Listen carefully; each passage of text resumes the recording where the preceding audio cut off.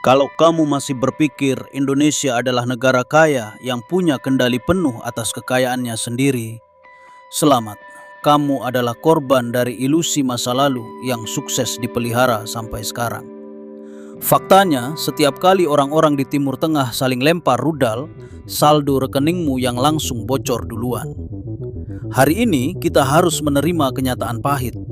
Kita nggak sekaya yang kita kira, dan kita sedang menari di atas bom waktu bernama APBN. Banyak dari kita yang menyalahkan toko, menyalahkan tengkulak, atau langsung menyalahkan pemerintah secara acak. Tapi tahu nggak, sebagian besar dari masalah keuanganmu hari ini sebenarnya dipicu oleh rentetan peristiwa yang terjadi ribuan kilometer dari tempat kamu tinggal sekarang. Perang di Timur Tengah, ancaman serangan militer, hingga ditutupnya kembali Selat Hormuz oleh Iran. Pertanyaannya, kenapa mereka yang perang di sana, tapi tabungan kita ikutan babak belur? Hari ini kita akan bedah sebuah ilusi besar yang membuat negara kita terjebak dalam dilema yang mengerikan. Yuk kita bahas. Mari kita mundur sedikit ke pertengahan Juni 2026. Dunia sebenarnya sempat bernapas lega ketika Presiden Amerika Serikat Donald Trump dan Presiden Iran Masoud Pezeshkian menandatangani perjanjian gencatan senjata sementara. Salah satu poin paling krusial dari 14 poin perjanjian itu adalah Iran setuju membuka kembali Selat Hormuz. Buat yang belum tahu, Selat Hormuz itu ibarat leher dari pasokan energi global. Jalur pelayaran super sempit ini dikelola bersama oleh Iran dan Oman. Kalau jalur ini lancar, minyak dunia aman.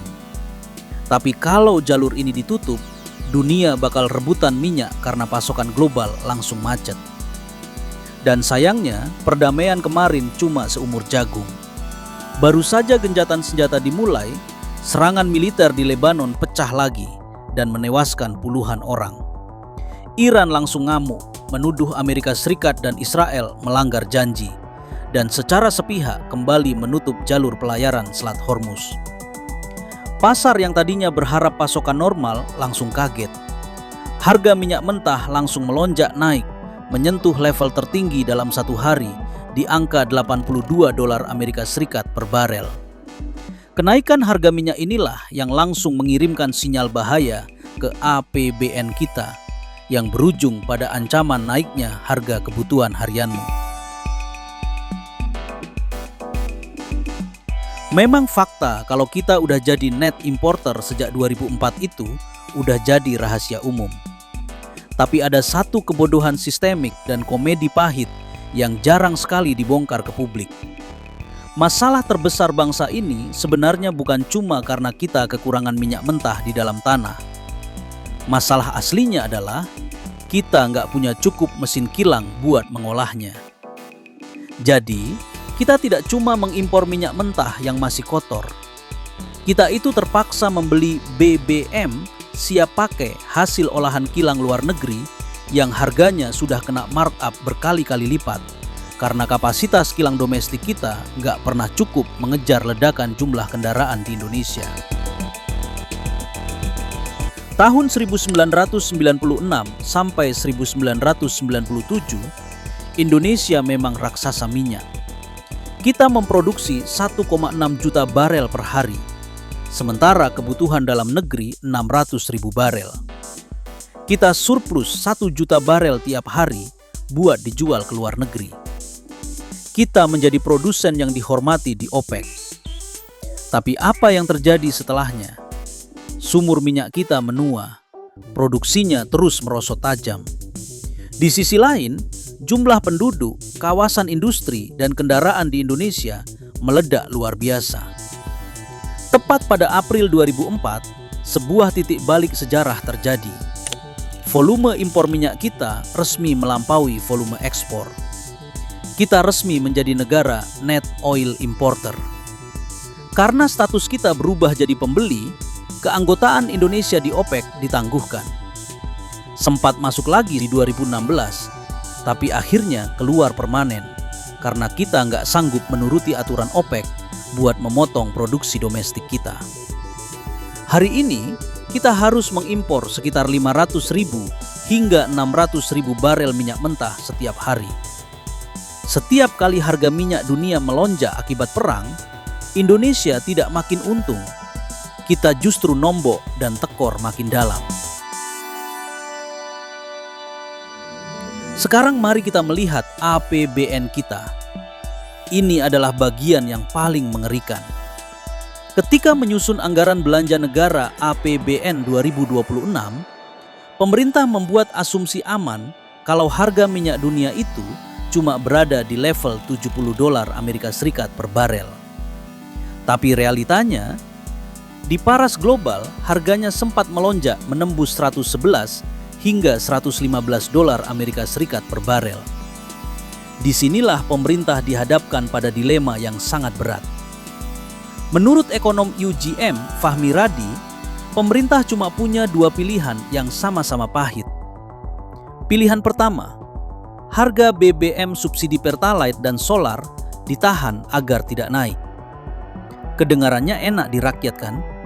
Tapi efek sampingnya, anggaran subsidi energi akan membengkak gila-gilaan. Dana APBN yang harusnya dipakai buat sektor lain, habis dibakar di tangki kendaraan.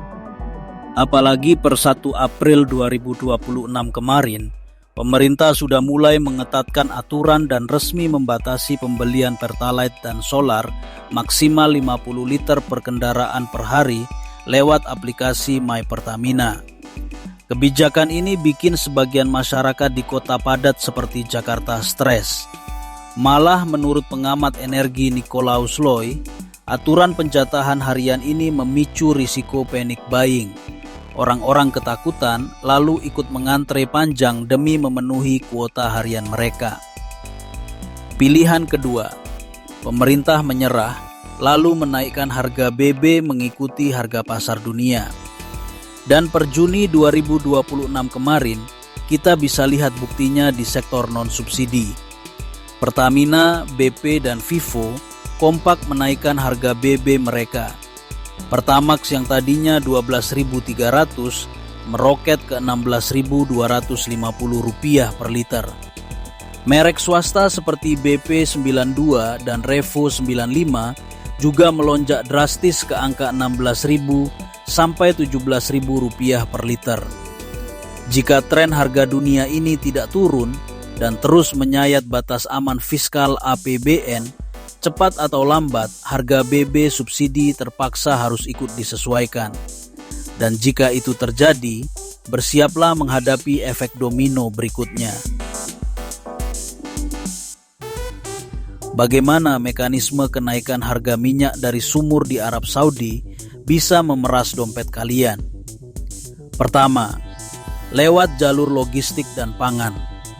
Truk kontainer pengangkut beras, cabai, dan sayuran itu jalannya pakai solar.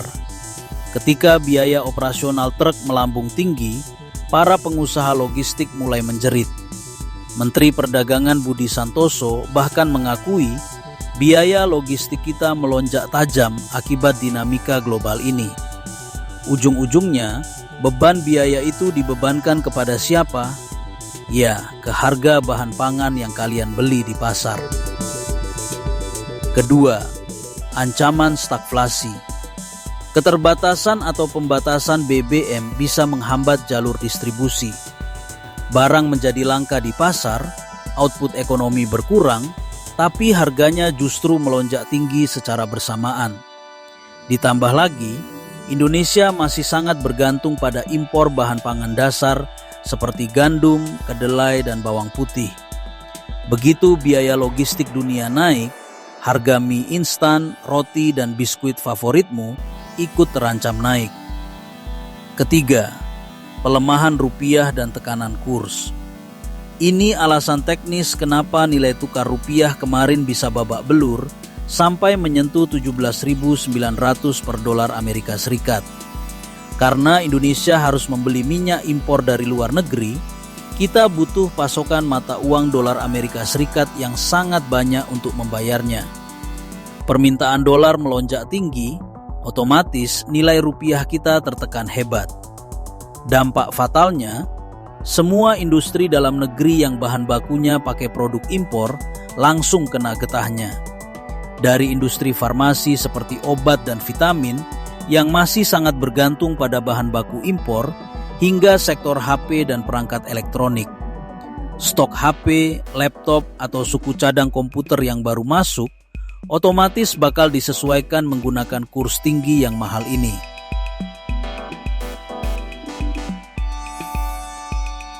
Melihat carut-marut ini, apakah Indonesia tidak punya solusi masa depan? Tentu ada.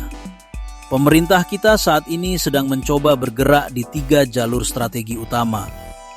Mencoba menaikkan porsi produksi hulu kita, mempercepat penyelesaian proyek megaproyek kilang Balikpapan agar kita bisa mengolah minyak sendiri tanpa tergantung produk jadi impor, hingga menggenjot program biodiesel B50 per 1 Juli 2026, memanfaatkan minyak kelapa sawit domestik guna menekan impor solar fosil. Tapi jalur energi alternatif seperti B50 pun punya dilema lingkungan tersendiri, mulai dari isu alih fungsi lahan hingga deforestasi. Lagi pula, biodiesel baru bisa menggantikan porsi solar, sedangkan konsumsi bensin kita yang luar biasa besar masih harus dicari jalan keluarnya. Ancaman terbesar bangsa kita sebenarnya bukan ketika minyak bumi di dalam tanah kita benar-benar habis. Ancaman terbesarnya adalah ketika kita sebagai masyarakat masih saja terlena dengan perasaan atau ilusi bahwa kita ini negara kaya energi. Padahal gaya hidup dan konsumsi harian kita sudah jauh melampaui kemampuan produksi kita sendiri. Jadi, langkah terbaik buat kita sekarang adalah memperketat mitigasi keuangan mandiri menghadapi inflasi, mulai efisien memakai energi, dan jangan gampang terlena. Kalau menurut pandangan kalian sendiri bagaimana? Apakah pembatasan kuota BBM subsidi kemarin sudah efektif? Atau pemerintah harus cari cara lain? Tulis opini kalian di kolom komentar bawah ya. Jangan lupa like, share, dan subscribe. Saya Ucup, sampai jumpa di konten berikutnya.